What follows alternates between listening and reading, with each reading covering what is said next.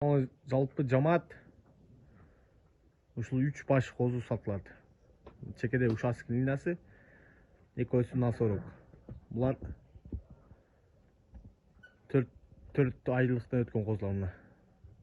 5 айга карап кетет мына кара козу, мол козу.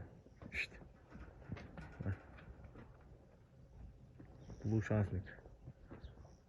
Таннамай 40 миңден, оптимал алам десеңер 95 миң сом балары. Үшөөсүнүн баасы 95 миң сом. Таннамай же кызыл козу, же кара козу, же участок линиясы козу чаккан болсо, баасы 40 миң сомдон. Белек. Бах.